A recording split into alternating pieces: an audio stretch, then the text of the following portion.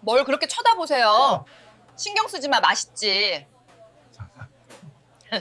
2023년 6월 어느 토요일 오후 서울 노원구의 한 분식집에서 50대 여성과 30대 남성이 마주 앉아 떡볶이를 먹고 있었는데 여성이 남성의 입가에 묻은 양념을 조심스럽게 닦아주자 남성은 수줍게 웃으며 고개를 숙였습니다. 주변 손님들이 그들을 힐끗 쳐다보면서 수군거리기 시작했는데 언뜻 보면 연인 같았지만 뭔가 어색하면서도 묘하게 친밀한 분위기가 흘렀습니다. 계산대에서 여성이 지갑을 꺼내자 사장이 환하게 웃으며 아들이냐고 물었고 여성은 잠시 망설이다가 천천히 고개를 끄덕이면서 그렇다고 대답했습니다. 분식집을 나서며 남성이 조심스럽게 고맙다는 말을 건넸지만 여성은 손을 저으며 당연하다고 했고 그녀의 목소리는 어딘가 떨리고 있었습니다. 하지만 이들의 진짜 관계는 주변 사람들이 상상하는 것보다 훨씬 더 복잡하면서도 기묘했습니다. 여성의 이름은 박선영, 52세였고 남성의 이름은 이준호, 32세였는데 그들이 처음 만난 것은 무려 18년 전 준호가 겨우 14살이었을 때였습니다.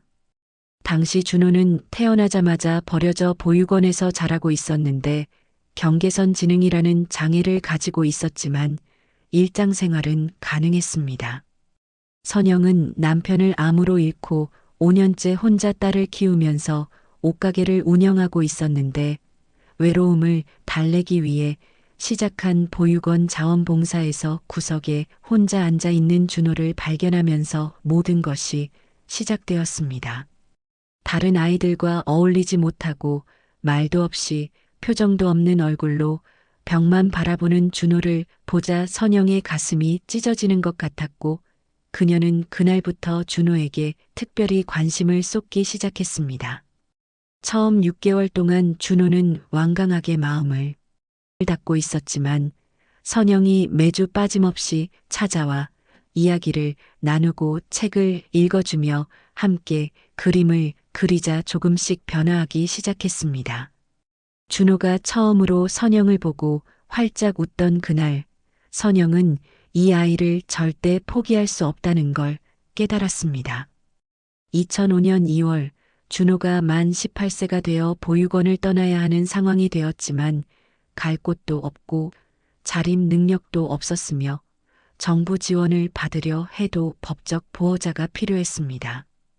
선영이 입양을 알아봤지만 미성년자만 가능하다는 답변을 들었고 후견인 제도는 너무 복잡했으며 그때 누군가가 던진 한마디가 모든 것을 바꿔놓았습니다.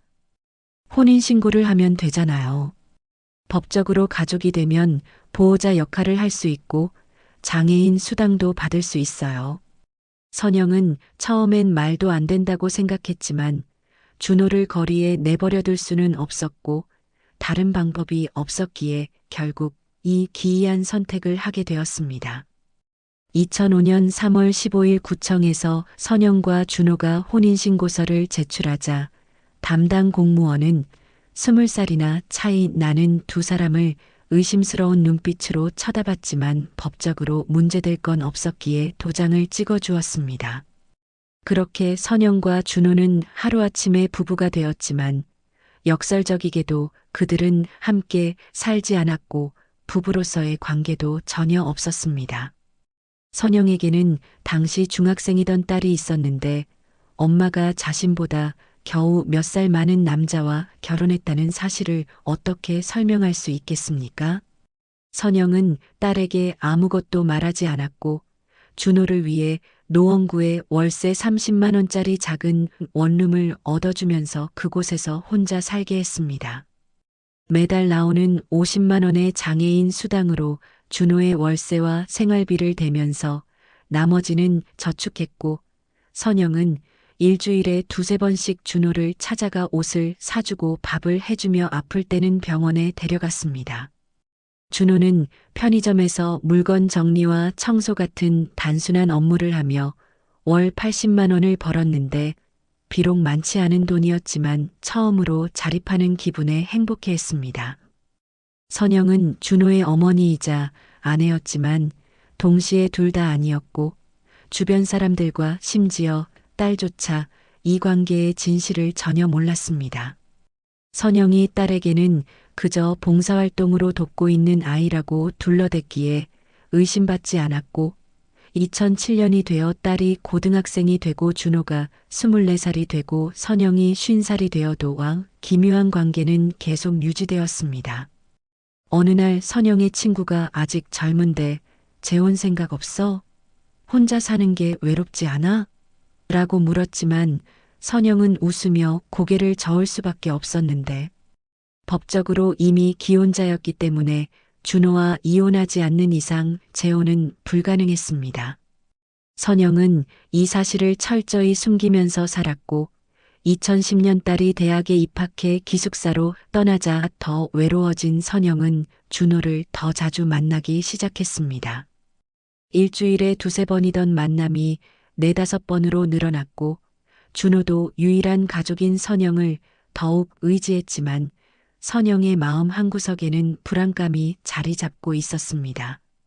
이 관계가 언제까지 지속될 수 있을까? 라는 불안감과 함께 준호는 이제 성인 남성이고 자신은 50대 중반이라는 현실이 선영의 마음을 무겁게 짓눌렀습니다. 2012년 경기 침체로 선영의 옷가게 매출이 급격히 떨어지면서 빚을 지기 시작했고 준호의 장애인 수당이 큰 도움이 되었지만 여전히 부족했습니다. 선영은 밤마다 준호와의 관계를 정리하고 이혼해야 하나 고민했지만 그를 버릴 수는 없었기에 계속 버텼습니다. 2015년 준호가 32살이 되었을 때 갑자기 건강이 악화되면서 당뇨병과 합병증이 찾아왔고 편의점 일을 그만두게 되자 선영의 경제적 부담은 눈덩이처럼 커져갔습니다. 병원비가 만만치 않았고 장애인 수당만으로는 턱없이 부족했기에 적자에 허덕이는 옷가게 수입으로 준호를 돌보던 선영은 점점 지쳐갔습니다. 10년 동안 준호를 돌보면서 처음에는 보람을 느꼈지만 이제는 감당하기 힘든 짐이 되어버렸고 60살이 가까워진 선영 자신도 더 이상 젊지 않았습니다.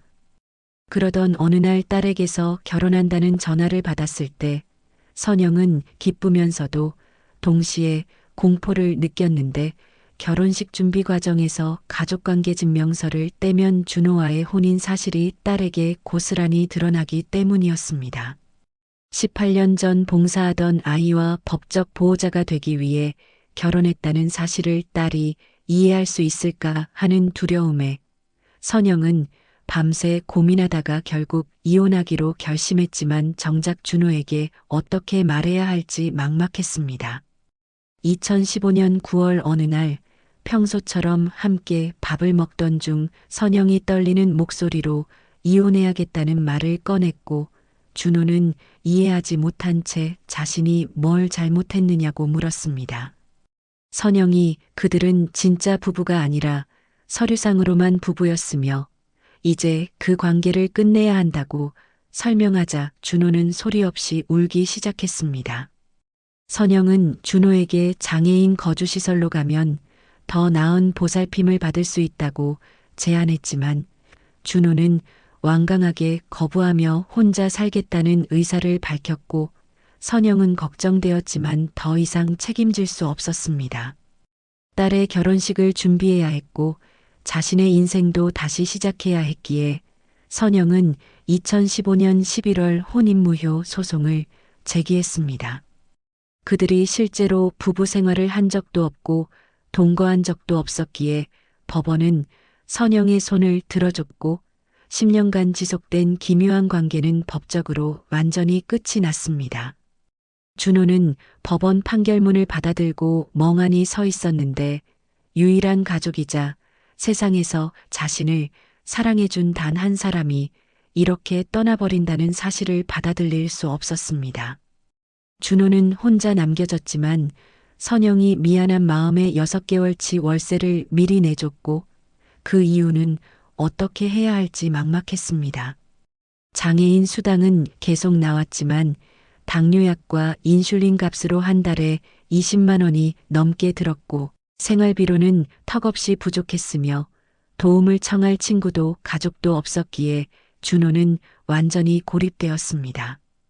2016년 5월 준호가 월세를 내지 못하자 집주인이 독촉했고 짐을 싸서 나온 준호는 월 25만 원짜리 창문도 없고 환기도 안 되는 고시원 방으로 들어갔습니다. 건강은 계속 악화되어 당뇨 합병증으로 시력이 나빠지고 발에 상처가 생겼지만 병원에 갈 돈조차 없었기에 참고 견뎠습니다.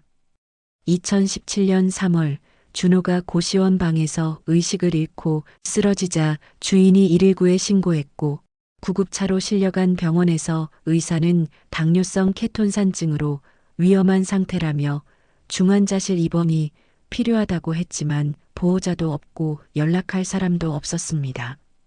사회복지사가 개입해 준호의 상황을 파악한 후 장애인 거주시설 입소를 추진했고 준호는 선택의 여지가 없었습니다.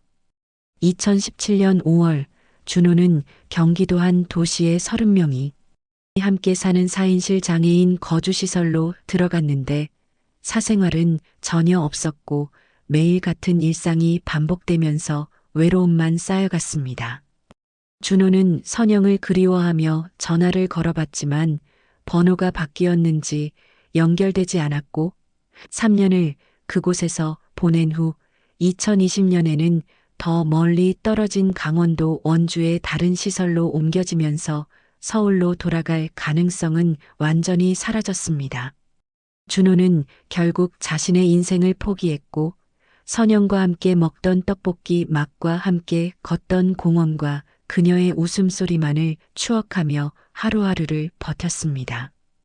2023년 6월 선영은 딸의 결혼식을 무사히 치르고 손주까지 생겨 행복해야 마땅했지만 마음 한구석에는 지울 수 없는 죄책감이 무겁게 자리 잡고 있었습니다. 가끔 준호를 떠올리며 그 아이는 지금 어디서 무엇을 하며 밥은 제대로 먹고 있을까 하고 자문했지만 곧 고개를 저으며 생각을 지웠습니다. 어느 날 선영은 양심의 가책을 이기지 못하고 준호를 찾기 시작했는데 마지막 주소였던 고시원을 찾아갔지만 이미 떠난 지 오래였고 구청에 문의하자 장애인 거주시설에 있다는 답변을 들었지만 개인정보라며 위치를 알려주지 않았습니다. 선영은 더 이상 찾지 않았는데 준호를 찾으면 다시 책임져야 할 것 같았고 그럴 수는 없었기 때문입니다. 2025년 현재 선영은 손주를 돌보며 평범한 할머니의 삶을 살고 있지만 마음은 결코 편하지 않고 준호는 여전히 모처의 시설에서 37살이 되어 시력을 거의 잃고 휠체어에 의지한 채 살아가면서 가끔 선영을 떠올리지만 더 이상 누구도 믿지 않습니다.